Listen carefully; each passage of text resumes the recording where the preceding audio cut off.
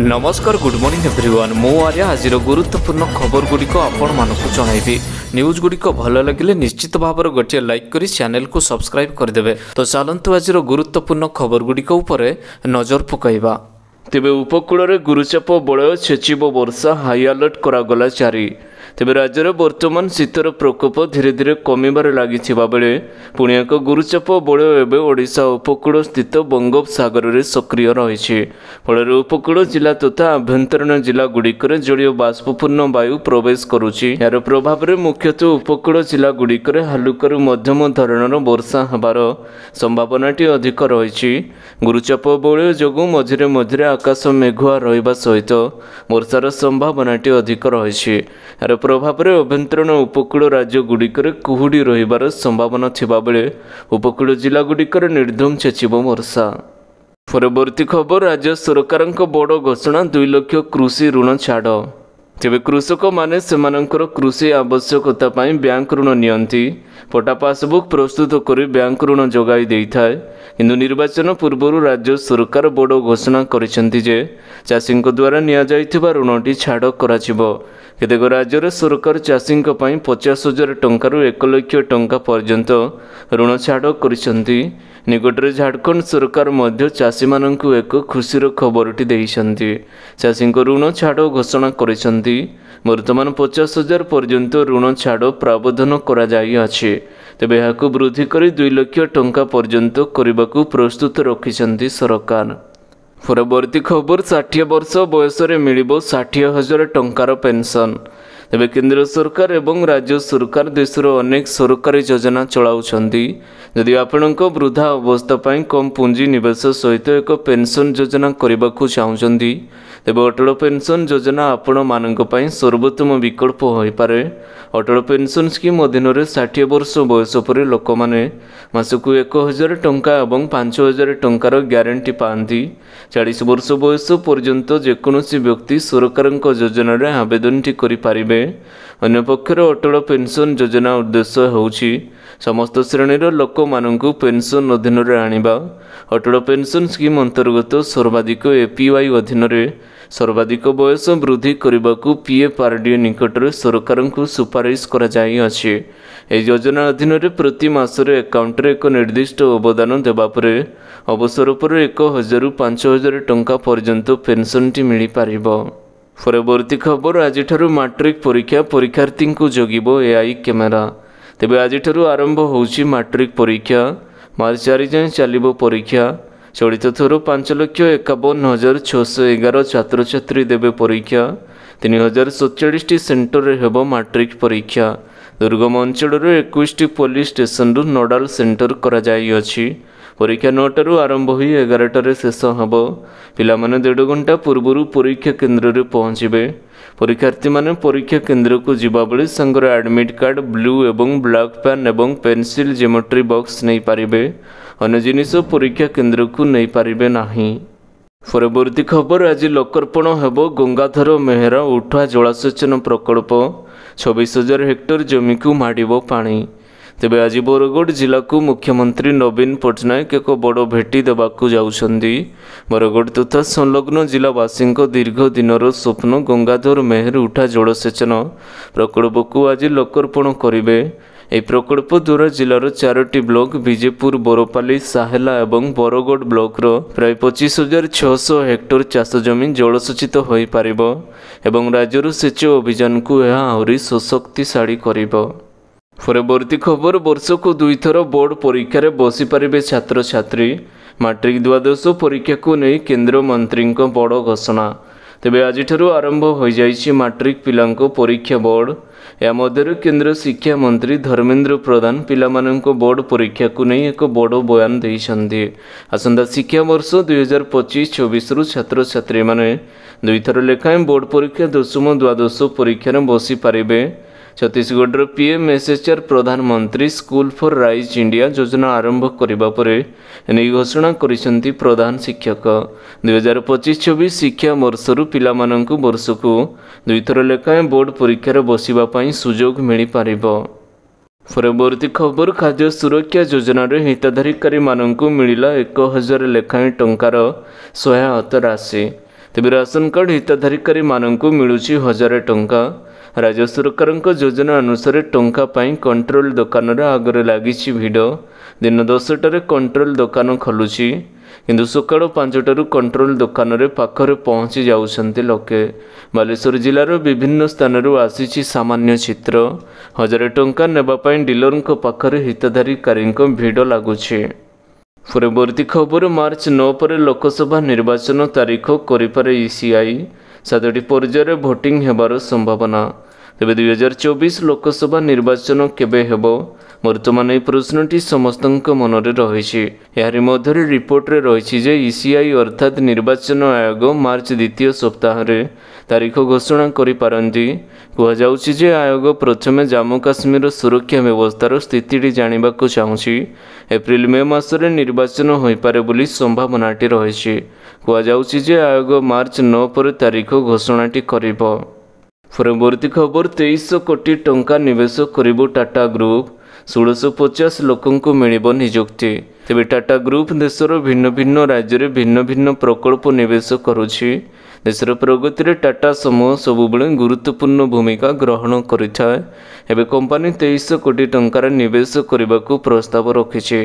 କର୍ଣ୍ଣାଟକ ରାଜ୍ୟ ସରକାର ସୋମବାର କହିଛନ୍ତି କି ଟାଟା ସମୂହ ବିମାନ କମ୍ପାନୀ, ଏୟାର ଇଣ୍ଡିଆ ଏବଂ ବିମାନର ଯନ୍ତ୍ରାଂଶ ନିର୍ମାଣ କରୁଥିବା କମ୍ପାନୀ ଟାଟା ଆଡଭାନ୍ସ ସିଷ୍ଟମ ରାଜ୍ୟରେ ନିବେଶ କରିବାକୁ ଯାଉଛି।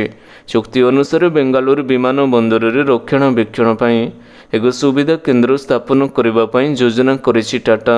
ଏହା ସହିତ ରାଜ୍ୟରେ ଏକ ଅନୁସନ୍ଧାନ ଏବଂ ବିକାଶ କେନ୍ଦ୍ର ମଧ୍ୟ ସ୍ଥାପନ କରିବା ପାଇଁ ଲକ୍ଷ୍ୟ ରଖାଯାଇଅଛି। ପରବର୍ତ୍ତୀ ଖବର, ଆଜି ବିଗ୍ରହମାନଙ୍କ ବନଲାଗି ନୀତି। ସନ୍ଧ୍ୟାରେ 3 ଘଣ୍ଟା ବନ୍ଦ ରହିବ ସାଧାରଣ ଦର୍ଶନ। ତେବେ ଶ୍ରୀବିଗ୍ରହମାନଙ୍କ ବନଲାଗି ନୀତି ଅନୁଷ୍ଠିତ ହେବ। ଏଣୁ ଦ୍ୱିତୀୟ ଭୋଗମଣ୍ଡପ ଭୋଗ ଶେଷ ହେବା ପରେ ଆପାତତଃ ସନ୍ଧ୍ୟା 6 ଘଟିକାରୁ ରାତ୍ର 9 ଘଟିକା ପର୍ଯ୍ୟନ୍ତ ସର୍ବସାଧାରଣ ଦର୍ଶନଟି ବନ୍ଦ ରହିବ। ମହାପ୍ରଭୁଙ୍କ ବନଲାଗି ନୀତି ଏବଂ ସାଧାରଣ ଦର୍ଶନ ନେଇ ଶ୍ରୀମନ୍ଦିର ପ୍ରଶାସନ ପକ୍ଷରୁ ସୂଚନା ପ୍ରଦାନ କରାଯାଇଅଛି। ପରବର୍ତ୍ତୀ ଖବର, ମୋଦି ସରକାର ଚଳାଇବେ 50 ଅମୃତ ଭାରତ ଟ୍ରେନ୍। ଅଶ୍ୱିନୀ ବୈଷ୍ଣବଙ୍କ ବଡ଼ ଘୋଷଣା। ତେବେ ଭାରତୀୟ ରେଳ ଖୁବ୍ ଶୀଘ୍ର ଦେଶରେ 50 ଅମୃତ ଭାରତ ଟ୍ରେନ୍ ଚଳାଚଳ କରିବ। କେନ୍ଦ୍ର ରେଳମନ୍ତ୍ରୀ ଅଶ୍ୱିନୀ ବୈଷ୍ଣବ ଏହା ଘୋଷଣାଟି କରିଛନ୍ତି। ବର୍ତ୍ତମାନ ଦେଶରେ କେବଳ 2ଟି ଅମୃତ ଭାରତ ଟ୍ରେନ୍ରେ ଚଳାଚଳ କରୁଛି। ଏହାକୁ 30 ଡିସେମ୍ବର 2023ରେ ପ୍ରଧାନମନ୍ତ୍ରୀ ନରେନ୍ଦ୍ର ମୋଦି ଶୁଭାରମ୍ଭ କରିଥିଲେ। ଗୋଟିଏ ଅମୃତ ଭାରତ ଏକ୍ସପ୍ରେସ୍ ଉତ୍ତରପ୍ରଦେଶର ଅଯୋଧ୍ୟାଠାରୁ ବିହାର ଦରଭଙ୍ଗା ପର୍ଯ୍ୟନ୍ତ ଚାଲୁଥିବା ବେଳେ ଅନ୍ୟଟି ପଶ୍ଚିମବଙ୍ଗ ମାଲଦାଠାରୁ କର୍ଣ୍ଣାଟକ ବେଙ୍ଗାଲୁରୁ ପର୍ଯ୍ୟନ୍ତ ସେବା କରୁଛି। ଅମୃତ ଭାରତ ଟ୍ରେନ୍ରେ ବନ୍ଦେ ଭାରତ ଏକ୍ସପ୍ରେସ୍ ଇଞ୍ଜିନ୍ ଲଗାଯାଇଅଛି।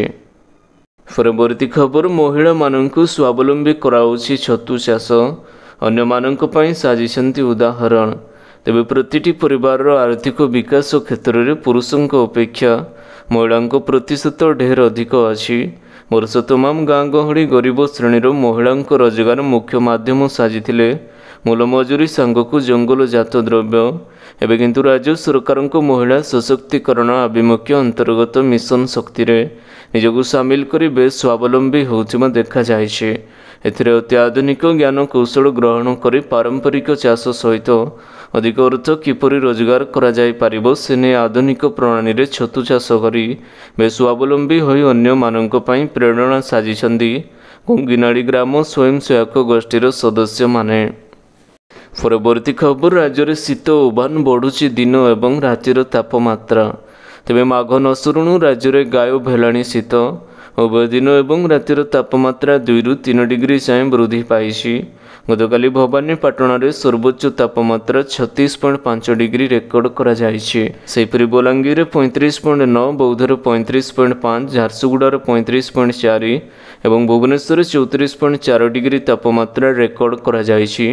ଅନ୍ୟପଟେ ବଙ୍ଗୋପସାଗରରେ ସୃଷ୍ଟି ଗୁରୁଚାପ ବଳୟ ପ୍ରଭାବରେ ଉପକୂଳ ଓଡ଼ିଶାର ବିଭିନ୍ନ ସ୍ଥାନରେ ଘନ କୁହୁଡ଼ି ହେବାର ସମ୍ଭାବନାଟି ରହିଛି। ଘନ କୁହୁଡ଼ି ସମୟରେ ଦୃଶ୍ୟମାନ ଦୂରତା 200 ମିଟରରୁ 50 ମିଟର ମଧ୍ୟରେ ସୀମିତ ରହିବାର ସମ୍ଭାବନାଟି ଅଧିକ ରହିଛି। ଏହି ସମୟରେ ଜାତୀୟ ରାଜପଥ ଗୁଡ଼ିକରେ ଯାତାୟାତ ବେଳେ ସତର୍କତା ଅବଲମ୍ବନ କରିବାକୁ ପାଣିପାଗ ବିଭାଗ କହିଛି। ପରବର୍ତ୍ତୀ ଖବର ପାରଦ ଉପର ମୁହାଁ ଟିଟିଲାଗଡ଼ ପାଲଟିଲାଣି ତୋତଲା ସହର 36 ଡିଗ୍ରୀ ପାର ହେଲା ତାପମାତ୍ରା। ତେବେ ଗ୍ରୀଷ୍ମ ଆରମ୍ଭ ହୋଇନି ହେଲେ ଟିଟିଲାଗଡ଼ ତୋତଲା ସହର ପାଲଟିଲାଣି। ରାଜ୍ୟରେ ଦିନର ତାପମାତ୍ରା ସ୍ୱାଭାବିକ ଠାରୁ ଅଧିକ ରହିଥିବା ବେଳେ ଟିଟିଲାଗଡ଼ରେ ସର୍ବାଧିକ ତାପମାତ୍ରା 36 ଡିଗ୍ରୀ ପାର କରିଛି। ସେହିପରି ଭୁବନପାଟଣାରେ ମଧ୍ୟ ପାରଦ 36 ଡିଗ୍ରୀ ପାର ହୋଇଛି। ବଲାଙ୍ଗୀର ଏବଂ ଝାରସୁଗୁଡ଼ାର 35 ଡିଗ୍ରୀ ଉପରେ ରହିଛି। ଉଭୟ ଦିନ ଏବଂ ରାତିର ତାପମାତ୍ରା ଆହୁରି ବଢ଼ିପାରେ ବୋଲି ପାଣିପାଗ ବିଶେଷଜ୍ଞମାନେ ଆକଳନ କରିଛନ୍ତି। ପରବର୍ତ୍ତୀ ଖବର କମିଲା ପେଟ୍ରୋଲ ଏବଂ ଡିଜେଲର ଦର, ଜାଣନ୍ତୁ ଲିଟର ପିଛା କେତେ ରହିଛି ରେଟ୍।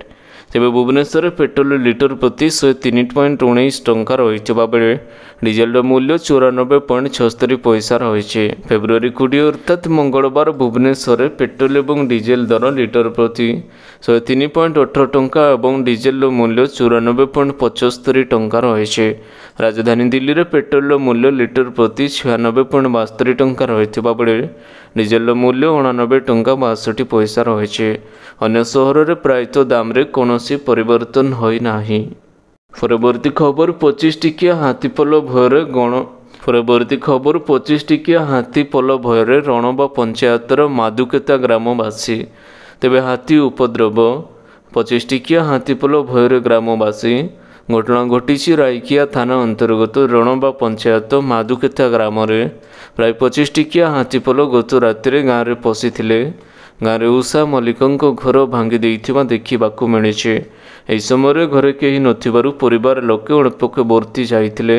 ରଣବା ପଞ୍ଚାୟତରେ ପୂର୍ବତନ ସରପଞ୍ଚ ଭିକାରୀ ମଲ୍ଲିକ ଗ୍ରାମରେ ପହଞ୍ଚି ଉଷା ମଲ୍ଲିକଙ୍କୁ ବୁଝାସୁଝା କରିବା ସହ ରାଇକିଆ ବନ ବିଭାଗକୁ ଏନେଇ ଜଣାଇଅଛନ୍ତି। ତେବେ 19 ଫେବୃଆରୀ 2024ରୁ ଆରମ୍ଭ ହୋଇଛି ଆବେଦନ ପ୍ରକ୍ରିୟା। ଆବେଦନ କରିବାର ଶେଷ ତାରିଖ ହେଉଛି 6 ମାର୍ଚ୍ଚ 2024। ଶେଷ ତାରିଖ ପୂର୍ବରୁ ନିର୍ଦ୍ଦିଷ୍ଟ ପ୍ଲାଟଫର୍ମରେ ଫର୍ମ ପୂରଣ କରିନିଅନ୍ତୁ। ଏହି ନିଯୁକ୍ତି ଡ୍ରାଇଭ୍ ମାଧ୍ୟମରେ ମୋଟ 70ଟି ପଦ ପୂରଣ କରାଯିବ। ଏଗୁଡ଼ିକ ସହିତ ଜଡ଼ିତ ଗୁରୁତ୍ୱପୂର୍ଣ୍ଣ ବିବରଣୀ ଜାଣି ରଖନ୍ତୁ। ଏହି ୱେବସାଇଟ୍ ଫର୍ମରେ ପୂରଣ କରିବାକୁ ପଡ଼ିବ। ଇଣ୍ଡିଆନ୍ କୋଷ୍ଟଗାର୍ଡ ଆସିଷ୍ଟାଣ୍ଟ କମାଣ୍ଡାଣ୍ଟ ପଦ ପାଇଁ ଆବେଦନ କେବଳ ଅନଲାଇନ୍ରେ କରାଯାଇପାରିବ।